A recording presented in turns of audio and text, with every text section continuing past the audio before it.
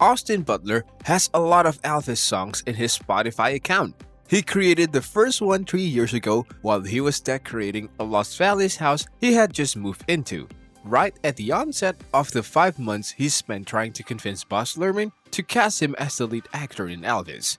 In today's video, we are going to take a look at Austin Butler's journey, which makes him cry every time he sees any Elvis Presley performance. Stay tuned to know more.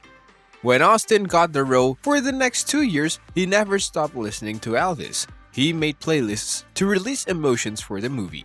He made a playlist of gospel and blues music that Presley loved and listened to. And for a challenge, he whittled down his 50 favorite Elvis songs, including what may be his 2 go-to numbers, Milk Cow Blues Boogie and Polk Salad Annie songs that never failed to make him comfortable. It is an impeccable mix, even if it does include Never Been to Spain, a song about which we agree to disagree during long discussions on a recent sunny LA afternoon. But can Austin Butler even listen to Elvis these days after spending 2 years being so focused on playing the king that he had to be hospitalized for a week the day filming ended? Well, according to Austin, Elvis is like his best friend where if he is having a bad day, he just pop in his music and everything is alright.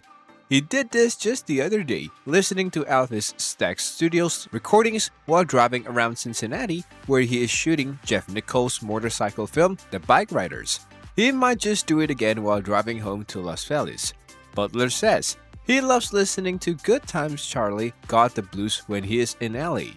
Butler slept in his own bed for the first time in months, so he can appreciate this song's sad vibe. He grew up in Anaheim and misses Southern California, especially the weather, the sushi, and smelling the air here, which is not the first time he lands on the smells as one of his favorite things.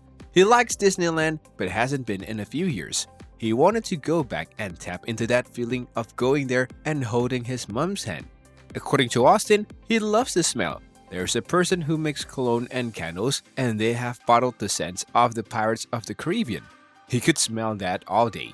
In a parallel universe, we could be sitting here right now talking about Austin Butler playing another fighter pilot, Rooster Bradshaw, in Top Gun Maverick, while he was performing in the 2018 revival of Eugene O'Neill's The Iceman Cometh on Broadway.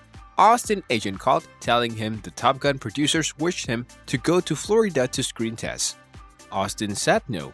Some days before, he and Quentin Tarantino shook hands on a deal for Butler to play Manson family member Tex Watson in Once Upon a Time in Hollywood.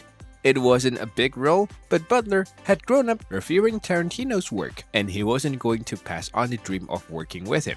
So Butler made Once Upon a Time in Hollywood, finished filming in November 2018, and then found himself out of work again, and flowing into sadness.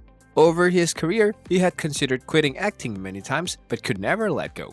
While grinding through years of making teen sitcoms for the Disney Channel, Nickelodeon, and the CW, he kept coming back to a quote from Ira Glass about how your taste gets into art and when you expect to keep working until your skill level catches up to your taste. He held onto that and would watch Raging Bull for the 100th time, take motivation, sharpen his technique, and look for an opportunity. Acting opposite Denzel Washington in The Iceman Cometh, he tells Brad Pitt in the dialogue that he is as real as a donut, instead of saying he is as real as a bullet. However, Pitt misheard it in rehearsal, and just before saying action, Tarantino told Butler to sub in donut was the main step. But after that, nothing came that convinced Butler that he'd be taking the next big step. He knew Pitt told him to play the long game.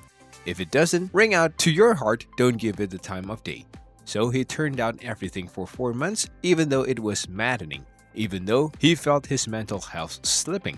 And then he heard Lerman making Elvis, and that's when he began making his Spotify lists, treating his long audition as a job.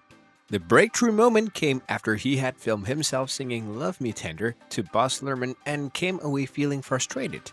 It was an Elvis impersonation, nothing more. At that time, Butler had been seeing every Elvis performance he could find on video and YouTube, and he came across Unchained Melody, which was a song Elvis sang on his last tour. Elvis is out of breath and struggling, but mid-song he nails a high note, and he looks out into the audience and smiles. Butler cries every time he watches that smile, the glow in Elvis's eye, reminding him of the young singer who caught the hearts of the world. With that being said, it's time to end our today's video. Press the like button and subscribe to our channel for more interesting stuff. Peace out.